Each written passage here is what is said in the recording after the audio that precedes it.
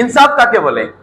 ফতোয়ার কিতাবে সুস্পষ্ট লেখা আছে, আদাউ হুকুকিহিন্না, বিবিদের মাঝে তাদের হক আদায় করাটাই হলো ইনসাফ।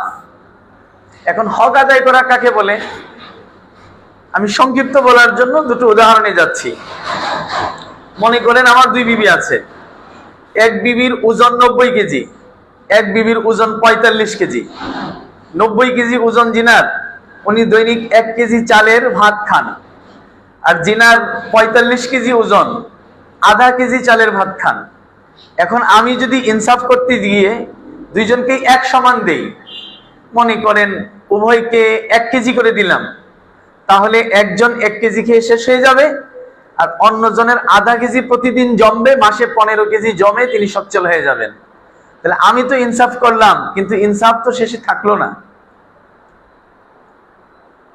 আর যদি আধা কেজি করে দিয়ে ইনসাফ করি, তাহলে যেনার 1 কেজি খেতে হয়, ওনার কষ্ট হবে, উনি চলতে পারবেন না। তো এটা কেমন ইনসাফ হলো? শরীয়তের ইনসাফ, যার কারণে মানুষের কষ্ট হয়ে যায়। সুতরাং সমান সমান দেওয়া ইনসাফ নয় প্রয়োজনের বস্তুগুলিতে। আরেকটি উদাহরণ দিয়ে বিষয়টা আরো সহজ করার চেষ্টা করি। মনে করেন আমার দুই বিবি আছে, এক বিবির গায়ের উচ্চতা বেশি, তার জামা বানাতে 3 গজ কাপড়ের প্রয়োজন হয়।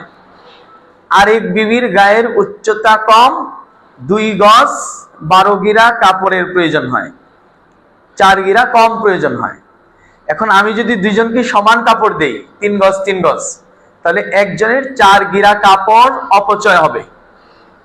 আর যদি ইনসাফ করতে গিয়ে নিচেরটা ধরি, 1 গজ 2 গজ 12 গিরা করে দেই, তাহলে যেনার 3 গজ কাপড়ের প্রয়োজন, ওনার জামা তৈরি হবে না বা শত ঢাকবে না।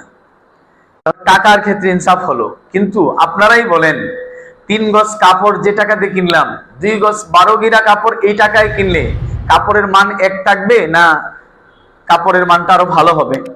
তাহলে দুইজনের কাপড়ের মান 2 রকম হয়ে গেল। তাহলে দুইজনের কাপড়ের মান 2 রকম কেন? একজনের আকৃতি বড়, এই জন্যই তার কাপড়ের মান কম। এটা কেমন ইনসাফ হলো?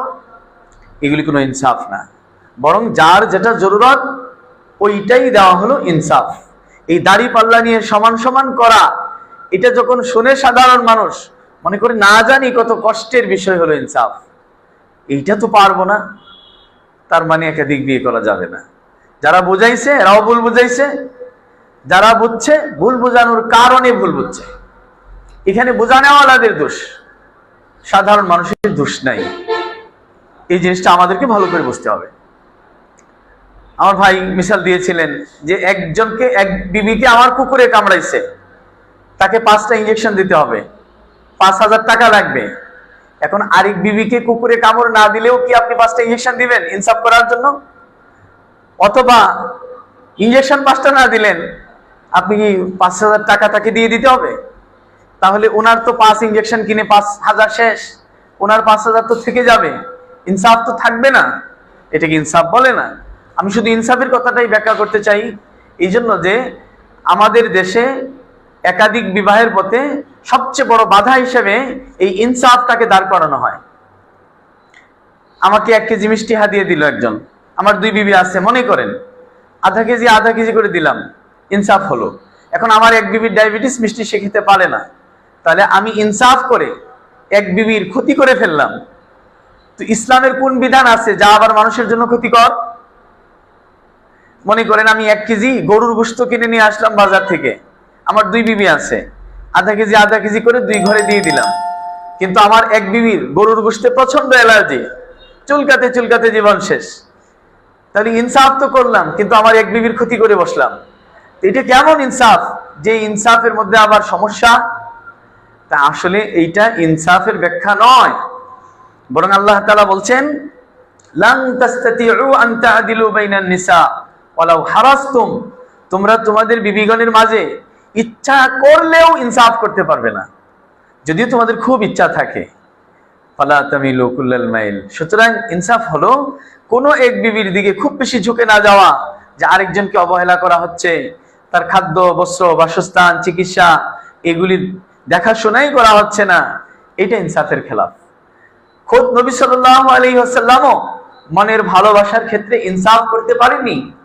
তাই তিনি বলছিলেন আল্লাহ তাআলার কাছে দোয়া করার ক্ষেত্রে, হাদা কাসমি ফিমা আমলিকু, হে আল্লাহ, আমি বিবিদেরকে যে ইনসাফটা করেছি এটা আমার আয়ত্তের ভিতরে, ফালা তালুমুনি ফিমা তামলিকু ওয়ালা আমলিকু, সুতরাং ওই বিষয়ে আমাকে আপনি জবাবদিহিতার মুখোমুখি করবেন না যে বিষয়ে আমার নিয়ন্ত্রণই নাই, অর্থাৎ মনের ভালোবাসা।